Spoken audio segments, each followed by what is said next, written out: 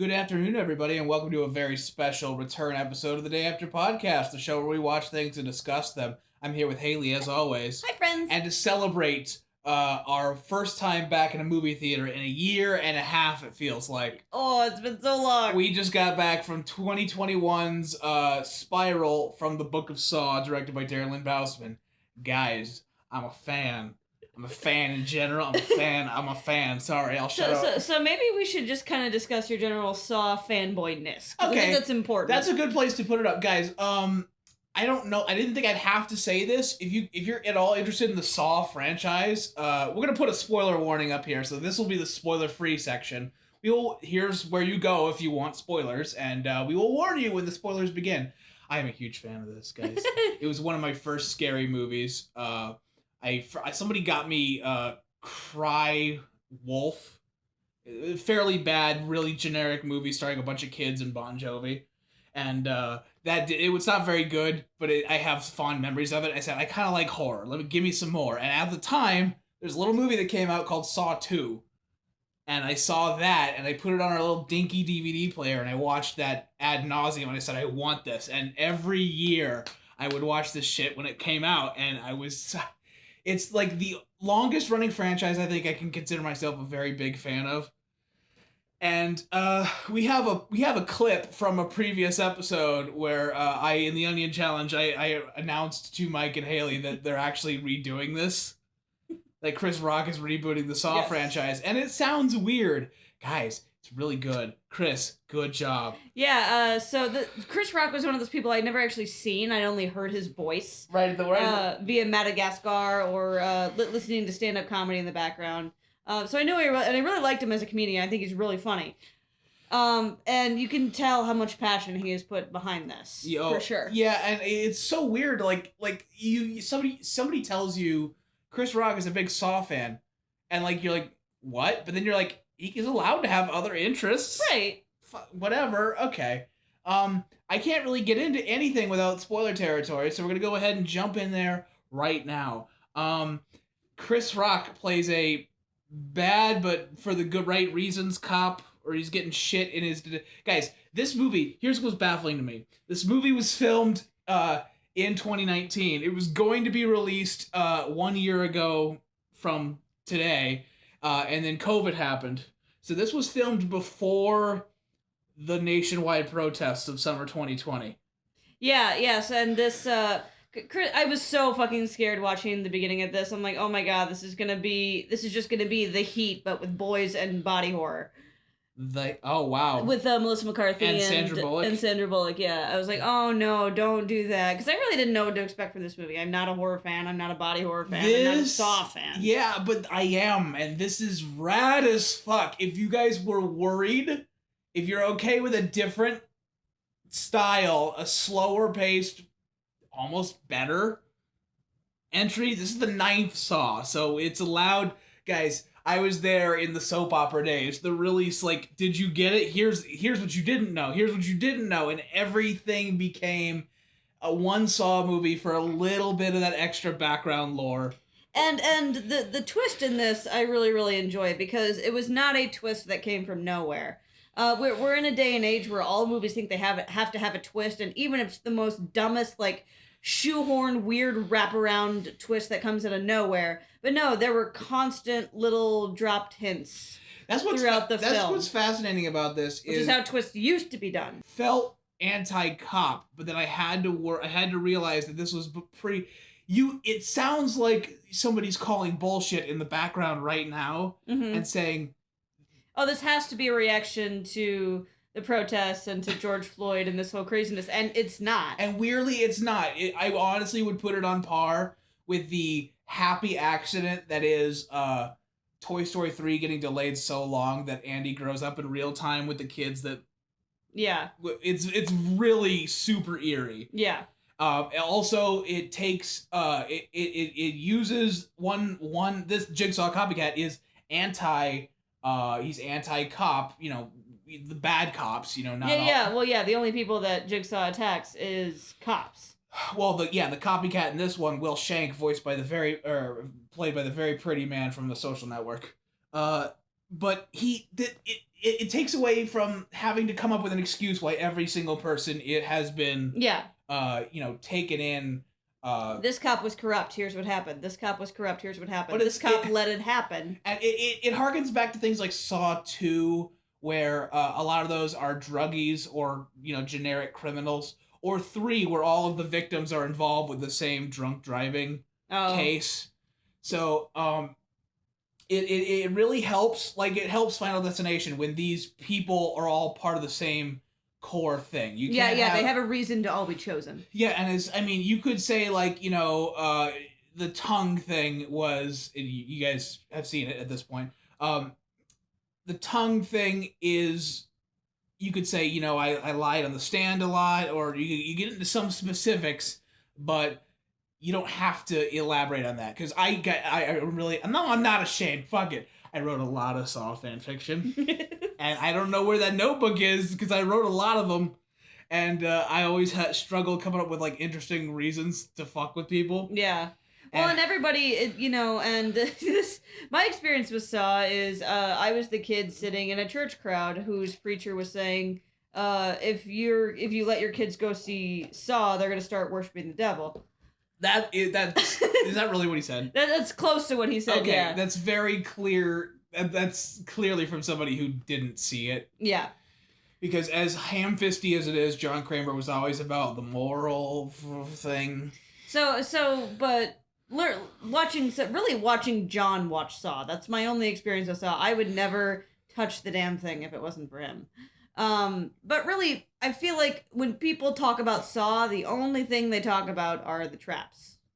That's what everybody likes. That's what everybody likes to design. I feel like that's what fan fiction writers spend all of their time and money and energy on. And at least when I watch Saw, especially the first one, you really lose the story behind that. And so I was really, really liking following Zeke, getting the flashbacks, so some of the flashbacks really dragged for me. It is a little slow to begin, but I think that once it gets going, the 5 traps involved are placed pretty well. Yeah, and so I really liked watching Zeke and seeing his turmoil, seeing what he's go through, seeing how he relates to these people and how all these people relate to each other. That really, like, it made the traps, like, worth it for me, because honestly, if that's all the movie was, I wouldn't watch it. And as I've not seen beyond Saw 3. Fair. And I feel like, well, because you told me not to. Okay. And I wouldn't watch it if you're not there. Oh. But I feel like, it became about the traps, and everybody just talks about the traps, and I'm like, who are these characters? What are their names? What are they doing here? Why? That all gets lost. But it's really, really well presented. Okay, this is going in the same bin as this house wasn't meant for worst case scenarios. Like, I get what they mean, but still, what the fuck is one of the? I think it's Chris Rock's character that goes, "Nah, Jigsaw never went after cops." What? Well, Kramer. Yeah. John Kramer never went after cops. Yeah. But that's the point of the 4th movie and the 2nd movie. He didn't go after specifically cops. It's like in Death Note when suddenly he's going after financial victims. Mm-hmm. That's either here or there. Can we talk about the soundtrack? Soundtrack bops. It's pretty good. You mentioned you knew who did the music. The music was done by Charlie Clouser, longtime boy. Ow, that hurt a little bit. I just thought at the end when they played the "Don't Forget the Rules" that they just had that left in a can from when Charlie Clouser worked on the thing. But now he's got a hip hop remix over the credits. It's fucking dope as shit. It's very good. I mean, it serves its purpose. Nothing is going to be mind-blowingly good like Baby Driver or Slumdog Millionaire or something. The music isn't going to make or break anything. Yeah. But the music's not the point of the thing. But I'm just saying that, like, for what it is, it really sells the movie. It really fucking is. And you could tell, I gotta talk about Darren Lynn Bousman. Darren Lynn Bousman was the director of Saws 2, 3, and 4. He really got his style around 3 or 4, and you can tell he's grown as a general all-rounder director, or maybe that has something to do with Chris Rock's, like, please make kind of a normal movie, please. Because he loves these, I'll call them Marilyn Manson snappy roller coaster cuts, where, like, the camera will rotate around the action, but it'll go faster. Oh. And you would know it if you saw it, but that's been a staple of his kind of directing thing. I'm sorry. Did you want to start? No, I'm just like you're such a fanboy. We can't talk about every single person who ever touched this movie, John. Okay. David Hackle was the visual supervisor. Anyway, no. Okay, here's the fucking raddest thing. Repurposing the pig mask to be an anti-cop symbol. I didn't know what the pig mask was. Okay, this is fucking ridiculous. Okay. Oh, no, you don't have to explain it to me. Can I? We can do it later. Just the audience care. Yeah, they do. Okay, this is really interesting to me, though. So, Jigsaw uses the pig mask. This is going to be a 25-hour podcast. Jigsaw uses the pig mask because when a drug addict accidentally killed his unborn child, who was going to name Gideon, when he first grabbed that person, Cecil, to teach him a lesson, he kidnapped him at a Chinese New Year fair. Okay. That had your pantomiming scrolling on your phone. He picked up a pig mask because the Chinese New Year happened to be the year of the pig. Year of the and boar, that became his... Okay, so Jigsaw, boar mask, Chinese, yeah. And got it. I want it to be Chris Rock's fault that he said, hey, can we repurpose that into something about police? Because that's fucking genius. Those two ideas shouldn't mix, and they don't. Well, the guy wears a pig mask because he hides in a butcher shop. That's what I thought. What? Okay, but I mean, it's clearly like pig. That's bad all that I got. It's so rad. Okay. I'm not here to break down the themes. I'm here to tell you, fucking 5 traps in this movie are fucking rad as shit. Let me tell you. I turned on the Wikipedia article. I read the first trap that happens, the quintessential cold open trap of every Saw film. Right. And I went, which is always a death mask. I would like to go in blind, please. And they're fucking rad as hell. Specifically that second one. With badass cop getting his fingers pulled off. It was rad as shit. Stop covering your mouth. It was rad as shit. It was very good. They're all really good. I can't spoil them all, but we're in spoiler territory. Guys, How good was that scene? How good was this scene? Yeah, I was gonna say that. How good was the incredibly vague metaphor of Samuel L. Jackson being a living puppet? Did you get it, Dan? Okay, yeah. So draining somebody of all their blood into jars. I like when I tend to like horror, and I don't like horror. I'm sorry, but when I tend to like horror, it's mentally fucked up as much as it is like, ew, look at that gross thing. The idea of draining somebody of all of their blood and just putting it into a jar is fucking crazy to me. Like the what's the butterfly ribcage? Oh, Angel of Death, yeah. Yeah. Like butterfly... that is. Did you sneak in the phrase Flappy Bird? I might have. Okay, go on. So, but that's probably my favorite Saw trap, just because number one, you showed it to me out of context, which was cool. But the idea of like, no, I'm gonna pull your ribcage out, and you're like, oh no, you're gonna strap something in front of me. He's like, no. It's So. I don't know. The rookie cop was cute. He looks very good in a white t-shirt. I honestly was baffled that I was honestly shocked that I thought the movie earned tons of points killing the rookie cop that early. Yeah, and I realized I was kicking myself later when the twist was revealed because his is the only kill that doesn't make any sense, and his is the only kill that we never hear the reasoning behind. Yeah, because Zeke is tunnel vision. You could hear this game, but then it was flipped off. Yeah, so something was off, but I was like, I'll give him the benefit of the doubt because I don't know how narratively they're going to match that. Also, he was fucking skinned, which you're just blown away by how crazy that is. That's fucking hardcore, which is why that fucking finger thing is dope as fuck.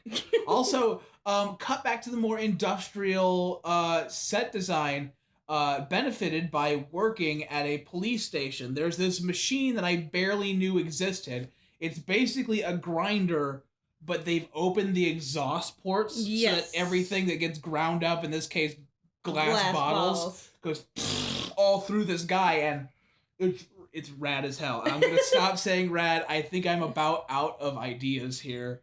I did a little nitpicky thing. I did find it really weird that it's always Metro Police Station. We never find out what city Metro they're in. It's not a deal breaker, but I just remember like, okay, you guys have real Facebook and real Twitter and real Google. Why not have a real city? That's different, I think. Well, the cynical answer in me is because this movie was probably shot in Vancouver. Yeah, and I'm not faulting the movie for it. I'm just like, it was one little thing that because it was constantly brought up because they constantly say Metro Police. Oh, okay. Like there should I be... was just like, what? That's not what you say. You say like Cincinnati Police. Yes. Okay. Or NYPD or something like that. Right. It brought me out of the movie every time it happened. That's fine. It's not fine, but one thing they have all. Your opinion's so bad. You're not a fan. I have all guys. It's rad as fuck. It takes all the best parts from all of the kills are thematically tied, and that's badass. And it made me care about police dramas, which is becoming a tougher and tougher sell the older I get. Yeah, this really did. I really appreciate this in that taking your ordinary police drama tropes and just like turning them up to 13. It's a really, really solid way to take Not to the point that it's cliche. No, and that's exactly what I mean. It's just like, it'd be cliche if you just played it like every other cop drama. But they don't. Yeah, and the people that didn't like this movie, they're like, I can't tell if it's a Saw movie next to a police procedural or a police procedural next to a Saw movie. Right, and I think it's both, and I think it works with both, because I don't care about those two extremes. Separate, I don't care. And the first Saw was considered like similar to the movie Seven with Brad Pitt and Morgan Freeman. Made me want to redesign my bathroom. And yeah, and I was thinking about that and thinking that these kills are almost more impactful. Like I was waiting with bated excitement for the next one, but I have to watch Chris Rock do this shit like when they say, "Oh, you put the meth in the bucket." Oh, somebody's watched The Wire. This is and there's a lot of good humor in this movie that I feel like Chris Rock. Cops quip too much, and these don't. Yeah. These quip just the right amount. Just the right amount, and honestly, my biggest complaint is that I can't go back and re-experience that twist at the very end. Yeah. One more time. It felt like with Pokemon Snap, it felt like I was back in the theater, experiencing Saw 4 for the first time. Yes. All right. So we should probably wrap this up. I'm ready to wrap up. I had a great time. It's in theaters right now. Maybe... I thought it was. It turned out to be a lot better than I thought it was going to be. I thought it was just going to be like a horror movie where I'm going to have to stare at a point slightly off the screen the whole time. She had a lot of fun watching. She had a lot of fun watching me. Yes, yeah. But, I go to these because John likes them, and then it's really fun to watch a superfan watch these. And then we watch the Newsies. Guys, that's been a very fun special episode of the Day After Podcast where we're discussing 2021's Spiral from the Book of Saw. I promise the title will grow on you, if only a little bit. Please join us in 1 week for something else. We don't have anything planned. It won't be as fun. I mean, it'll be equally fun, but you won't have the fanboy on this side of the couch. And you don't have to hear about what trap I've had John in the whole time. My dick is itchy.